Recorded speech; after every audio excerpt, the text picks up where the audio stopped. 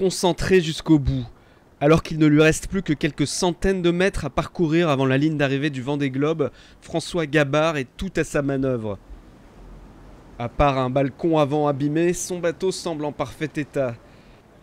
Après 78 jours d'un duel sans merci avec Armel Lecléache, il ne laissera pas la victoire lui échapper. Et à 15h18, c'est la délivrance. Pour l'arrivée de Massif, 15h18 minutes 40 secondes. Le skipper de Massif remporte magistralement son premier Vendée Globe. Il laisse enfin éclater sa joie.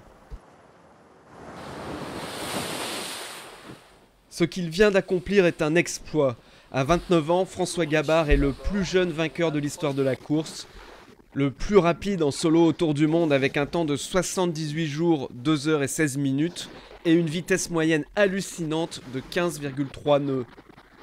Le 10 décembre, il s'offre même le record de distance sur 24 heures en monocoque et en solitaire avec près de 535 000 parcourus.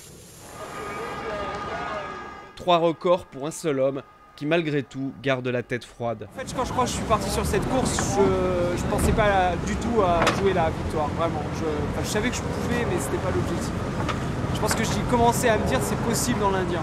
Dans l'océan Indien, je me suis dit là, on n'est plus beaucoup maintenant, et le bateau va vite, je navigue bien, et c'est possible, quoi. On en prend des coups dans la figure, hein. C'est dur, hein. C'est vraiment une course difficile. Après, j'ai essayé de me battre d'humeur égale face à ça. Ça, je pense que je l'ai été d'humeur égale. Je me suis toujours investi sur le bateau, pour faire face à tout ce qui nous arrive, parce qu'il nous arrive plein de choses et j'ai jamais baissé les bras, j'ai jamais baissé la tête, ou alors quelques secondes et du coup respirer un grand coup bien fort et puis je suis reparti, quoi. Le premier souci que j'ai eu, c'est un problème de moteur 5 jours après le départ.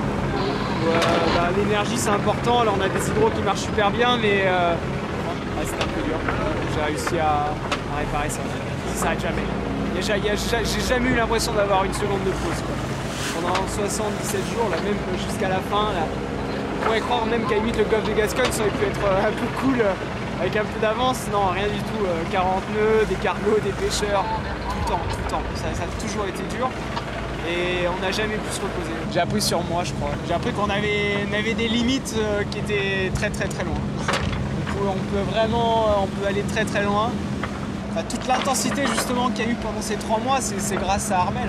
Ou à cause d'Armel, je sais pas comment le dire, mais aujourd'hui, maintenant que je suis devant, je peux dire grâce à lui. Et pour avoir vécu quelque chose d'aussi fort, aussi intense, c'est parce qu'on s'est tous les deux tiré la bourre pendant 2 mois. Et c'est un privilège énorme d'avoir pu vivre ce duo, de l'avoir vécu de l'intérieur, quoi. C'est énorme. Seulement 3h17 plus tard, Banque Populaire coupe la ligne. Un écart ridicule à l'échelle d'un tour du monde, le plus faible de l'histoire de la course.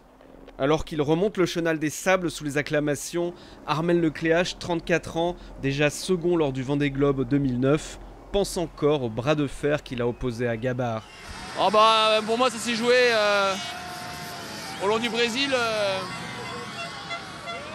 Quand on a eu une petite dépression orageuse, voilà, j'ai perdu quelques milles qui ont été difficiles à ramener après. Le rythme a été beaucoup plus soutenu.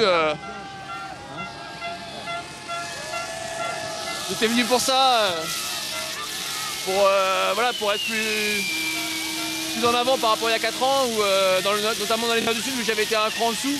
Là cette année on a imposé le rythme avec François et voilà, dès le départ j'étais devant, on a quasiment été aux avant-postes de toute la course, donc c'était ça que j'étais venu chercher et qui était vraiment différent par rapport à il y a 4 ans. Le mot de la fin revient à un vieux loup de mer. À 2600 milles des sables, à la latitude des îles du Cap-Vert, Jean Le Cam, 53 ans et 3 Vendée Globe au compteur, accuse le coup. Félicitations pour cette belle place. Tu nous as, tu nous as spoté. Hein, on est les bras ballants. D'abord, bravo parce que t'es premier bisu. Le deuxième bisu, si je ne m'abuse, ça doit être Javier Sanso. Tu as dû le reléguer une quinzaine de jours. Moi, j'en suis papa. Bon, là où je te félicite pas, c'est de nous avoir un peu ridiculisé quand même. Parce que là-dessus, pour le coup, là, il y a des moments où on se sent vraiment mal, quoi. On se dit, mais qu'est-ce qu'on va faire maintenant, quoi? Qu'est-ce qu'on va faire maintenant? Là, aujourd'hui, tu me mets 10 jours. Pas une semaine, 10 jours. Le Britannique Alex Thomson, lui, est à 3 jours et devrait logiquement compléter le podium de ce 7e Vendée Globe. Le skipper d'Hugo Boss va probablement lui aussi battre le temps de Michel Desjoyaux de 2009. Un temps de 84 jours que le jeune François Gabard a battu de 6 jours, plaçant la barre du Vendée Globe au plus haut.